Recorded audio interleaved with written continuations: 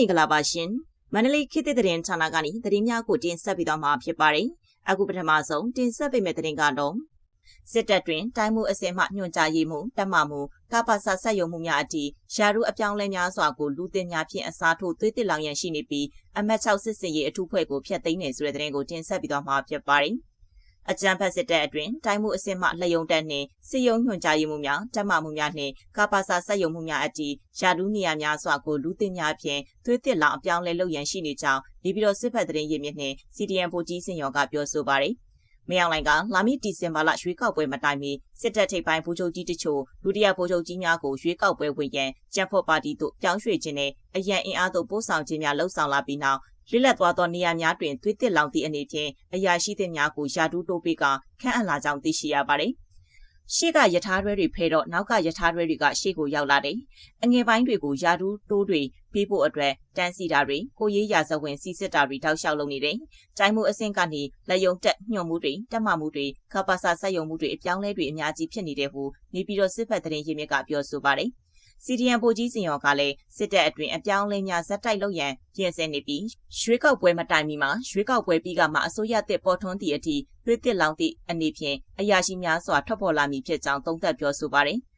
တိုင်းမှုပြီးသွားရင်ညှို့မှုတွေစေယုံကညှို့မှုတွေပြီးသွားရင်ညှို့မှုအောက်ကတဆင့်နှိမ့်နဲ့တက်ကြီးအရွယ်အစားရှိတဲ့တက်မှုကြီးတွေပါပြောင်းမှာပေါ့တက်မှုကြီးတွေဆိုတာကကပ္ပစဆက်ယုံကဆက်ယုံမှုတွေပါမယ်အဲ့ဒီလိုတက်မှုကြီးတွေပါအပြောင်းလဲဆက်ရှိအောင်မှာပါရွေးကောက်ပွဲပြီးလို့3လ4လနောက်ဆုံးကြားပြတ်ရွေးကောက်ပွဲတွေဘာတွေပြီးသည့်အထိအပြောင်းလဲတွေကတောက်လျှောက်လုပ်နေမယ်ဒီကြားထဲမှာလည်းအပြောင်းလဲတွေလုပ်ရင်းနဲ့ထိတ်ဆုံးကစစ်တပ်ကတူပြီးရင်ဘိုးတင်တန်းကြောင်းပြီးသွားရင်တေးစာစင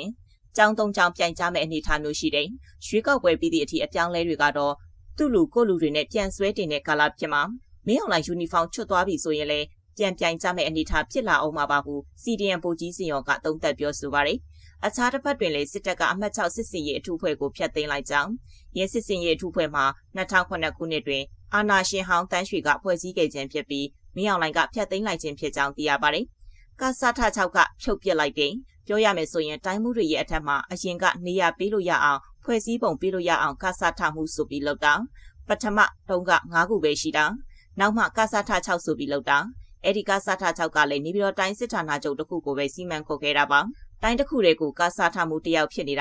ာကျန်တဲ့ဟာတွေကစစ်တိုင်း2တိုင်း3တိုင်းကိုမှချုပ်ပြီးတော့အုပ်ချုပ်တာအပိုဖြစ်နေတာပေါ့နော်ပြီးတော့ကျွန်တော်ထင်နေသူတို့ဘေးရင်ရရအရာသူတို့6ကနန်းကိုမကြိုက်လို့9ကနန်းကိုပဲပြန်ပြီးတော့ပြောင်းတဲ့အနေထားမျိုးလို့ကျွန်တော်ထင်နေဒါကြီးကထားမထားအပိုပဲဖွဲ့စည်းပုံအပိုကြီးလို့ပြောလို့ရတယ်တိုင်းမှုတွေနည်းနည်းငုတ်တာပေါ့တကယ်တမ်းကစစ်တပ်မှာကွန်မန်ဒါဆိုတာကတက်ချုပ်ရဲတိုင်းမှုရဲတရင်မှုရဲအဲ့ဒီ3ယောက်စစ်ပဲရှိတယ်ကျန်တဲ့ဟာကကွန်မန်ဒါမဟုတ်ဘူး joint stat လို့ပြောလို့ရတယ်ဒါပေမဲ့တိုင်းမှု14ယောက်ကို9ယောက်နဲ့ပြန်ချုပ်တာပေါ့အရင်တုန်းကလေကစထ6ဆိုတာအပိုကြီးနေပြီးတော့မှလေကစထယုံဆိုတာမရှိဘူးအဆောင်1အဆောင်2အဆောင်3ဆိုတာရှိတာ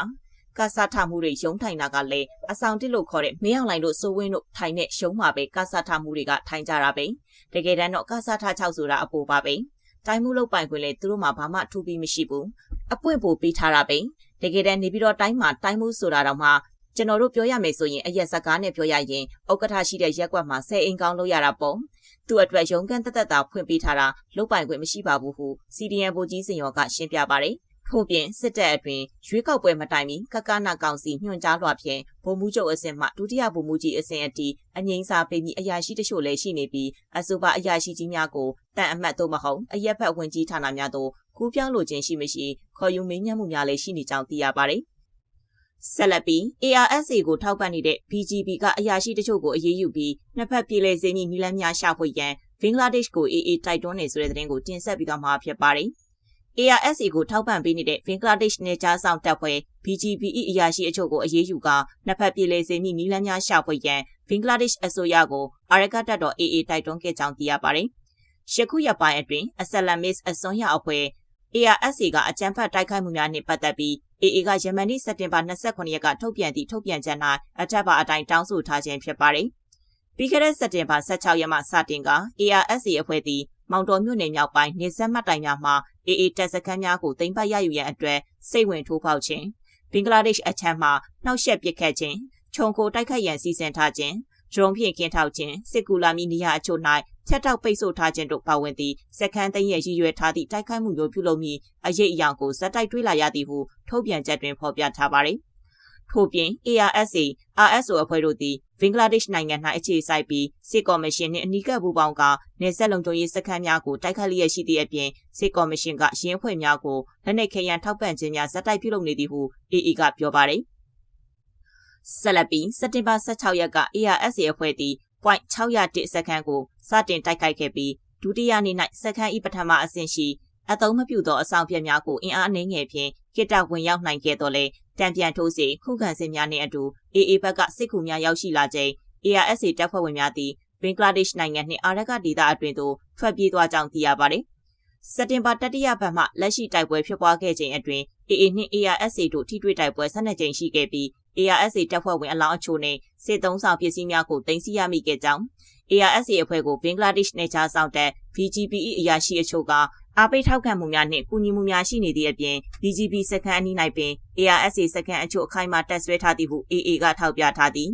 ရှင်းပြင် ARSA အဖွဲ့သည်ဒေသခံပြည်သူများကိုရရဆက်ဆက်တပ်ဖြတ်ပြီး၎င်းတို့တပ်ဖြတ်ခဲ့မှုကိုဖျောက်ဖျက်ရန်အတွက်ပြည်သူများ၏အလောင်းများကိုအာရကတပ်တော်ယူနီဖောင်းများအစားထိုးဝတ်ဆင်ပေးခဲ့သည်ဟုလည်းထုတ်ပြန်ချက်တွင်ရေးသားထားပါသည်